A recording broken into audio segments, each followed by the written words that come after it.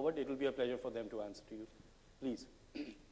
See, I would say all our fellow panelists and people in this room have, one convergence that IT is important, ICT is important, okay? And there are conventional ways of doing it, like dropping in more PCs in the labs, opening up more come to lab for students, maybe broadcasting lectures through EDISAT. Successful way of doing it, fantastic way of doing it. But, what in Microsoft and as, we kind of believe in is fundamentally what we need to do is we need to disrupt the way education or learning actually happens in classrooms. That's a fundamental. We at Microsoft are really excited to drive initiatives like that. For example, the intent should not, of course, usage of computers, usage of internet is important, but taking advantage of technology, internet, and whatever is available to communicate better, to connect better, with teachers and students amongst themselves to kind of, connect on real time and, share information on real time. Teachers, equipped enough to kind of have mini assessments of the students of what they're learning and how they're learning on real-time basis. That's the type of scenario we should all, kind of move towards. Just to give you an example of one of the products is called Live at EDU, a cloud offering. It's again an ICT, a collaboration tool, about 15 million students around the world using this, and we have some really staggering results, because of the technique, the blended technique. We found that when education institutes and students who are using this blended technique of learning offline and online were able to achieve similar level, or if not same level of proficiency in almost half the time, compared to what a conventional way of education would do. So no doubt about it that yes, ICT is critical, information technology is critical for education, but what we really feel is, and all of us agree on that, all of us feel it's fine. What now needs to happen is, move from debate to action, from what to how. We know the what part now. And luckily, the scenario we are in, we have the political leadership who is, open to change, who is open to reforms. And from a technology perspective, with the emergence of cloud, we have that type of platform which is tailor-made for education institute, where they don't really have to make any investment in, hardware and, things like that. I think this is the time to do it, and why not? Why not, sort of? No, thank you very much. I mean, this is precisely. Puneet, you talked about infrastructure issues. From industry perspective, do you feel that issue is also vis-a-vis the kind of school audience that we have here today? Or what has been your experience as far as most of the urban centers are concerned? Do you think, infrastructure is an issue, question number one. And number two is that overall, how do you see the preparedness? The same thing that I asked Ritu. From your perspective, how do you see the preparedness? Well, the infrastructure in this forum, I don't see a problem because Delhi happens to be a metro city. And a speaker before me was from MCD, telling about the Delhi administration role. I don't see a problem in terms of the infrastructure at all, but when it comes to rural areas, definitely the problem is there. And we have experienced it with our own products also being sold in those areas where, as I told you initially also, that electricity, that's a power, and the connectivity is a major, major issue. I will definitely agree with one point of Dr. Subramaniam here, which he just said, skill development. Now, that is one issue which is actually haunting us all across, because that thing is not moving the right pace what government expected initially. We expected all our people connected to this ICT initiative to be developed in terms of their skills, which has not happened actually. So that's slightly on the rear side. Moving ahead, there are a lot of emerging opportunities in the country where we feel that, PPP, the public-private partnership model, should be used very effectively. There are a lot of companies doing this, and in ICT specifically, where all these issues are there, a third-party initiative has to be there so that, teachers don't spend most of their time, struggling for the basic amenities. The student should be made, the knowledge should be imparted to the students with response to a third party which is already present in those areas. And government is aggressively moving forward, but still I see a lot of gaps in that area of operation also. Thank you, Puneet. I mean, that was precisely what we wanted to draw out on this forum. I mean, may not necessarily because we wanted to draw this out so that the message can go across that, yes, on one hand, while we are prepared, the same level of preparedness has to come in from the public side also, actually. So to that extent, thank you, Puneet. Coming to Amit, it was nice to know that your products are doing so well and reducing costs. Probably that will help us address the R that Dr. Ganguly, Mr. Ganguly was talking about. He was mentioning about the rates coming down, so I'm sure that for IT hardware companies like us, you're giving us a challenge to bring that down. But I'm sure that these kind of healthy challenges within technological challenges actually help deliver the best to the audience, to the consumer. But coming back to your example of 30,000 schools that you've been able to cater to, how do you see the role of ICT in accelerating the Sarv Shiksha Abhiyan, for that matter? I mean, just your experiences, how do you see that happening? I think ICT is playing very important role. The government initiative in terms of ICT, or you can say SSA, these kind of things are playing very important role for companies like hardware manufacturing or software or companies like us to grow, number one. Number two, this is helping students to get access to computers, to education, to contents, to courseware and all other things. If I look at ICT, government is pumping in a lot of money because, and in Sarv Shiksha Abhiyan, government has just announced enhancement of funds and all other things. So these are the various tools which are helping Indian students to get access to what is available to develop a student in a developed nation. If you look at a student who is in a rural school and you compare with a student who is in Delhi, Mumbai or Kolkata, so you'll feel a confidence level difference and all other things. But these kind of initiatives from government will definitely bring down the gaps of confidence, bring down the level of knowledge, increase the level of knowledge, and the gaps will be reduced. This is what I think very strongly. I believe these are the very good initiatives from government. No, thank you, Amit. These are precisely the kind of issues that we need to be addressing also. Satyajit, coming back to you, I feel that ICT today is not just an enabler.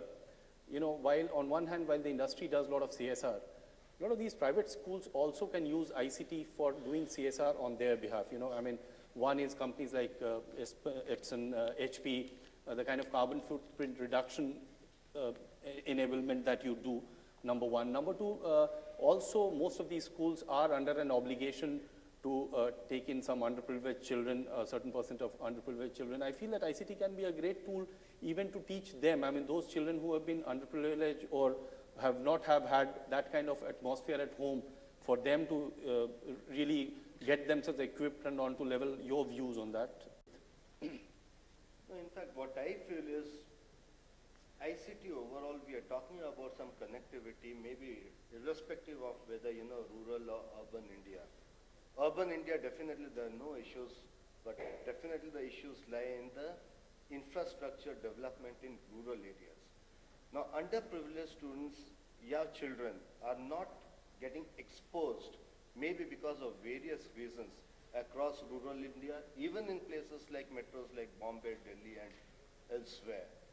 What I feel is there has to be, of course, right now we are struggling hard to get the basic infrastructure in place. When we are talking about ICT overall, yes, the initiation has happened because of government giving funds or giving the basic ammunitions to struggle hard to get education across people around. But what I mean to say is when we are talking about rural India, connecting rural India, the basic amenities are not there in place. If at all we are talking about electricity is not there, the roads are not there, people are unable to reach out to those places. If we are talking about connectivity from those kind of places, then definitely we are, you know, heading to something where, you know, there is no end to it. But yes, we have initiated those. People have initiated those in urban area. Connectivity is there from rural places where the approach is better, and slowly the underprivileged children or the people under poverty line will definitely, because that is the first aim of government initiation when they talked about ICT or education to everybody. So definitely even the private schools are also, getting into those kind of, even the NGOs are working towards, education for all level of people, all scope, and they are working on scope, all the scopes, options available across. No, thank you very much, Satyajit, because I definitely feel that being part of the IT industry, ICT industry, probably we are on our side, we are playing a great role in reducing the kind of carbon footprint. Just imagine that if each and every village of India were to be connected, and half of the things that we currently print and throw it away as waste, I mean, the amount of energy that goes into making of paper, printing, and other things, reprinting, so if we can reduce that. Coming back, I mean, since there is a school audience, I have a bit of a social issue, Professor Tripathi, that I want to ask you. This is something that keeps on coming to my mind all the time. I mean, on one hand, we keep on talking about the role of ICT, enhancing the role of ICT for school education or education in general. But how do you think how should we tackle the social and the legal issues which are associated with ICT exposure to students? Okay. I think this is a very pertinent question here.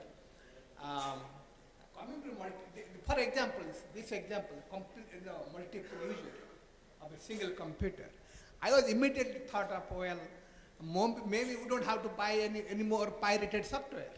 Okay, we buy good software, authorized software for one computer, and that can be used by 10 different people or 5 different people, rather than, buying so much software. Yeah, I think that's a great solution, actually. Yeah, this is one of the legal issues. Yes, but going to school education, I would still say that use of internet has still not completely utilized. Use of ICT has still not completely utilized in schools. Even in university not utilized. Okay. So there is a tremendous scope for improving ICT in schools, in universities, and almost every walk of life. As he was pointing out a few minutes ago, that yes, even in the school audience, the schools, some of them are in big cities, but most of them are in rural India. So unless we improve our infrastructure, especially the internet facility that goes to each village, goes to each blocks, and they may not be able to operate ICT in a big deal. But yes, there is big scope for ICT improvement, ICT development, and its impact on school education. I was giving an example of interactive school board, that board. There are many examples of that. One can be used. But simultaneously, as I told you, that the teaching material, and I'm sure that teaching also today is also done by internet. One can also access a note. If the student has some problem, he doesn't understand the topic, he can always go back, sit in his home, and listen to a lecture of a teacher a second time or third time. It will be recorded in a school and put on internet, so that he can just go back home and listen back to it again. So that way also it helps the teacher, helps the student there. And this is not utilized properly. If the schools, if the teachers are asked to give their lectures recordings, so the lecture will be put in internet server of the school, or available access all over the quite a few of them are being done by a lot of schools that I know, yeah. But the only thing is it needs to be spread. But if there are no questions, then we will be wrapping up, because we are running short of time. So yes, Professor Subramania. There are a few you said about legality. There are several things which have to be done. One is open source initiative, because legality of licenses has to be broken somewhere. The second is open education resources. I think you have done a lot of things, because education is free, learning is free, but if you want a certificate, you pass exam. So all contents of education is available free of cost, downloadable in your website. So So that is what the initiative we have taken, so that education, learning is free. But if you want certification for your learn, what you learn, then you pay for examination fees and maybe possibly participation in the course. So I think this is one of the legal issues we can do it. The second is infrastructure. We have to share the infrastructure. It's not possible to create infrastructure for every school. So sharing infrastructure, the cloud services, we are trying to develop the idea of tariff, like TRI, what kind of cost it has to make for schools to adopt. Instead of setting up the servers, desktops, everything, you have cloud services used through internet access media, any device we have. So that kind of tariff structure has to be finalized. I think we are trying to take up kind of regulatory measures for tariff structure so the cost can come down with volume increases, right? There is another area of cloud services to be taken into. These are the areas we are trying to work out as a kind of media to reach. And third area is physically challenged persons. There are a lot of initiatives we have taken even to teach sign language for the teachers, because there are not lot of teachers who can teach sign language. Right? We are doing a course there. Digital distri for blind people. We have started this because they are able to work better, they are able to manage better, they are much better than other normal students. Their skills are there, the talents are there. We have to nurture the talents. So this kind of initiative of reaching the all is the kind of thing is how to make it, technology to use it for reaching the all. This is what I think we are trying to make some initiatives. Maybe possibly these are the things which I would like to share. No, that was, thank you very much. That was very, very illuminating. So if there are no questions, we would be wrapping up the session. Thank you, panelists, for joining in and for, yeah, is there a question? Yes? I would request you to keep it brief and the answer also brief because we are, yeah. I'd like to add, actually, I'm from MCD Education Department. One problem we feel in government schools. First of all, I'd like to ask actually from our teacher fraternity. Actually, be as a administrator, we also want to bring the ICT in our classes. First of all, actually our one problem was that accessibility to children. By to a certain extent, we have overcome that problem, and our enrollment has improved quite. Now the next problem is that the giving quality education to students. As we all know that ICT is a tool for our actually teachers, and that is very helpful to teachers. But in our schools, as a pilot project, we have actually adopted in some schools. We have actually opened the lab also in about 1381 schools, and other some K-yarn type, one computer projector, that also we have actually provided in some schools. But one thing we have actually experienced, that our teachers are not prepared. They are just, somehow they are actually refraining to accept the technology. Maybe that they are not actually, they don't want to share the responsibility, or I think, but we perceive that we are not actually able to convince them that it is user-friendly for them to make their job easier. So how and what you are, as a ICT company, what you are going to do for bring that desirable attitudinal change among our teachers? That's the question for you, please. Would you like to answer, Ritu, onto this? Because this brings to the exact point that Mr. Ganguly had made in the morning, the resistance to change. So,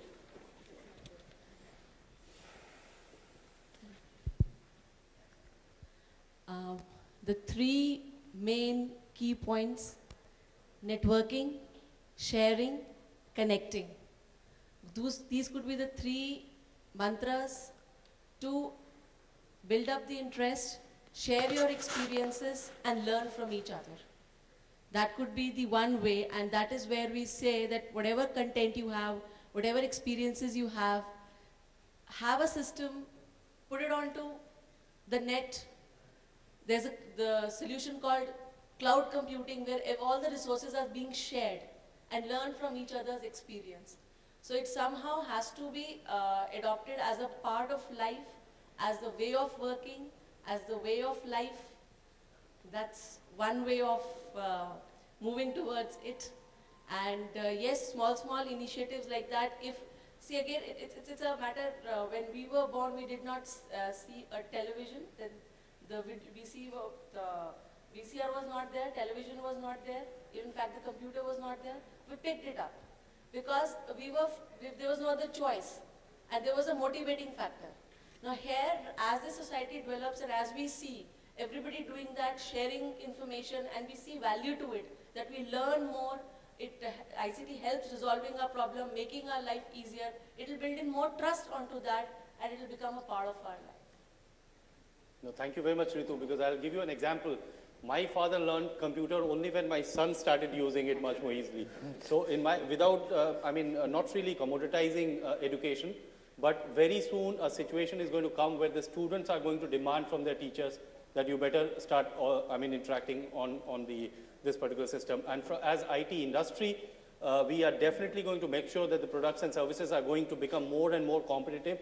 You would have seen how the prices of laptops have come down over a period of time. Very soon you will be coming across much affordable laptops and other devices which the students will start using because they are much more technology savvy. They do not have that mental block. So they are much more prone to using, and then they will start asking in turn. And the government is definitely doing a lot. So it's only a matter of time when both this side and that side comes and culminates together. So I think I'm very positive about it. Okay, thank you very much. Yeah. Thank you very much, all the panelists. Thank you.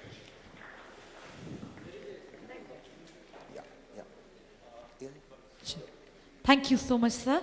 It was indeed a stimulating discussion. I request the panelists to be there with us on the main stage. On this note, I would like to invite upon Ms. S. Mohini Ratna, editor VARIndia, to join us on the stage and present mementos to our moderator and our distinguished panelists who presented to us such a stimulating discussion.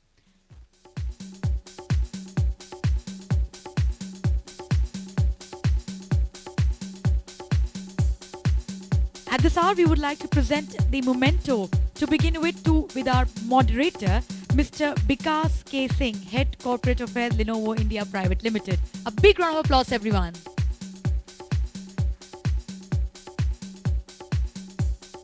We have the memento for Mr. Amit Khanna. Memento for Professor Subramaniam. Everyone, a big round of applause. Memento for Sir. Memento for Mr. Muhammad Danish.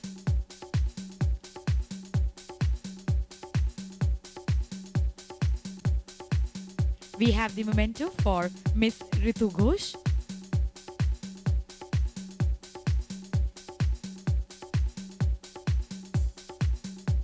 We have the memento for Mr. Puneet Sabharwal.